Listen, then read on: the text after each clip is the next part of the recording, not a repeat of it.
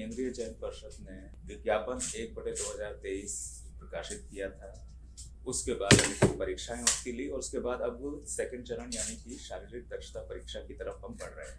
1,07,079 अभ्यर्थियों को चयनित किया है शारीरिक दक्षता परीक्षा के लिए। इसमें पुरुष अभ्यर्थियों की संख्या 67,518 है और महिला अभ्यर्थियों की संख्या 39,550 है और इसमें ट्रांसजेंडर्स की संख्या 11 है।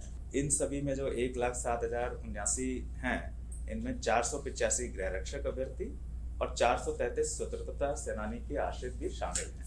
ये सभी सूचनाएं हमारी जो पिछली सूचना प्रकाशित हुई उसमें भी शामिल हैं। अब इन अभ्यर्थियों की शारीरिक दक्षता परीक्षा हम 9 दिसंबर 2024 से प्रारंभ करेंगे और ये 10 मार्च 2025 तक चलेगी, यानी 3 माह की अवधि के लगभग, बल्कि उससे थोड़ा ज़्यादा ही समय तक ये परीक्षाएं चलती रहेंगी। और ये परीक्षा हम आयोजित करेंगे शहीद राजेंद्र प्रसाद सिंह राजकीय उच्च विद्यालय गर्दनीबाग में। प्रातः 7 बजे से ये प्रारंभ होगी और शारीरिक परीक्षा और उसके बाद फिर दस्तावेज सत्यापन के साथ ही ये समापन होगा उसके। पुरुष अभ्यर्थियों और महिला अभ्यर्थियों की परीक्षाएं अलग अलग दिन आयोजित की जाएंगी।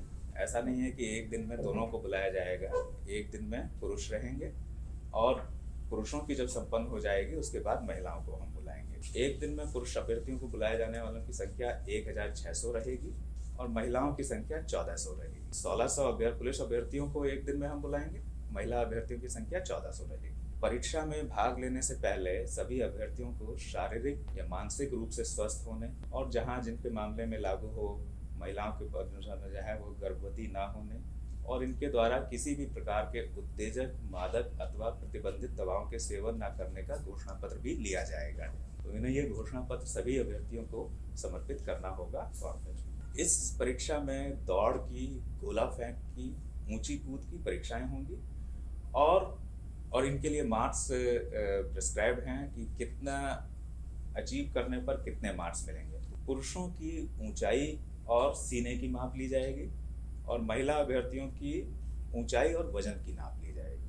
इनके मापदंड सभी प्रकाशित हैं, उनको जो है वो देख लें। और इन सभी इवेंट्स में यानी कि ऊंचाई वगैरह में भी जो मिनिमम मापदंड हैं उनको क्रॉस करने वाले ही सफल माने जाएंगे। दौड़ में, गोला फेंक में और ऊंची कूद में, इन सभी में अलग अलग पास होना होगा।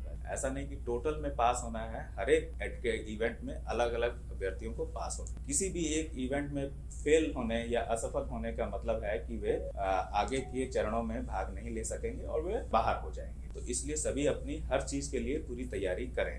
दौड़ की जो कार्रवाई होगी और उसके जो समय का आकलन होगा वो कंप्यूटरीकृत पद्धति से होगा। पहले भी पर्षद वैसे ही करती आई है।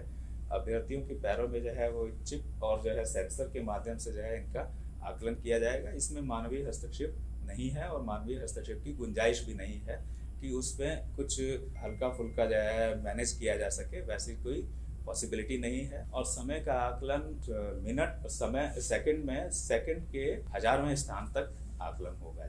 दस्तावेज सत्यापन होगा और इसमें ये भी जो है चीज है अभ्यर्थियों के लिए है कि जब वे आएंगे तो उनके प्रवेश पत्र जो एडमिट कार्ड है उसी के माध्यम से उनको प्रवेश की अनुमति होगी और फिर उसके बाद उनके बायोमेट्रिक्स लिए जाएंगे और उनका मिलान लिखित परीक्षा के समय जो बायोमेट्रिक्स फीचर्स हमने रिकॉर्ड किए, फिंगरप्रिंट्स, फोटोग्राफ, वीडियोग्राफ आदि, उनसे जो है उनका मिलान किया जाएगा। तो सभी अभ्यर्थी ये ध्यान रखें और उनके परिजन भी यह रखें कि किसी तरह के पररूप धारण के लिए वे प्रयास ना करें। दस्तावेज सत्यापन जो होगा वो उसके लिए हम सभी कैंडिडेट्स को उनकी कोटि के आधार पर किन दस्तावेजों के साथ आना है उसका भी हम स्पष्ट उल्लेख कर दे रहे हैं ताकि उन्हें स्पष्ट रहे कि उन्हें किन किन दस्तावेजों के मूल प्रतियों के साथ सत्यापन के लिए उपस्थित होना है।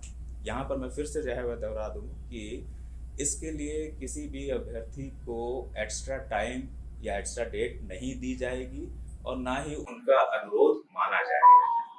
उस दिन वे अपने प्रमाण पत्र सारे जो है लेकर के आए, जो वे समर्पित करेंगे और जो जो है उनका मिलान किया जाएगा उसके आधार पर ही परिषद उनके क्लेम के पुष्ट होने अथवा ना पुष्ट हो पाने के बारे में निर्णय लेगी। उनका अनुरोध बाद में समर्पित करने या समय विस्तार का मान्य नहीं होगा, उस समय के आधार पर ही उनका मान लिया जाएगा। EWS कैटेगरी के जो हृदय हैं तो उसके लिए वित्तीय वर्ष निर्धारित है कि किस वित्तीय वर्ष का आपको प्रमाण पत्र या आय एवं प्रमाण पत्र जो बोला जाता है उन्हें लेकर के आना है। वो हमारे सूचना में प्रकाशित है, उसी अवधि का वो लेकर के आए। इसी प्रकार से जो बीसी या ईबीसी कैटेगरी के हैं जिन्हें नॉन क्रीमी लेयर सर्टिफिकेट देना है, वे जो है लेकर के आए। उसमें ये भी है कि यदि उनका 1 वर्ष पूर्व की अवधि का निर्गत है, उसकी विरुद्ध 1 वर्ष से ज्यादा हो चुकी है अगर, तो उन्हें साथ में एक पत्र होता है 18B, उसमें घोषणा पत्र वो भी देना है। यानी कि जिनका NCL सर्टिफिकेट 1 वर्ष से पहले का निर्गत है, उन्हें सर्टिफिकेट प्लस घोषणा पत्र दोनों देना है, एक से काम नहीं चलेगा। जिनका 1 वर्ष की अवधि के भीतर का है उनका जो है उससे काम सिर्फ NCL सर्टिफिकेट से काम उनका जो है चल जाएगा। इसी तरह की और भी कई चीजें जो है विवाहित महिलाओं के बारे में वगैरह में वो सब उसमें जो है हमने सूचनाएं विस्तार से दे दी हैं ताकि किसी प्रकार का कोई संशय ना रहे। स्वतंत्रता सेनानी के जो आश्रित हैं उनके बारे में जो है कि परिचय पत्र मात्र मान्य नहीं होगा, एक प्रमाण पत्र दिया जाता है जो क्या जिसका फॉर्मेट वगैरह सब प्रिस्क्राइब है, उसी के आधार पर वो प्रस्तुत करेंगे तभी उनका दावा माना जाएगा।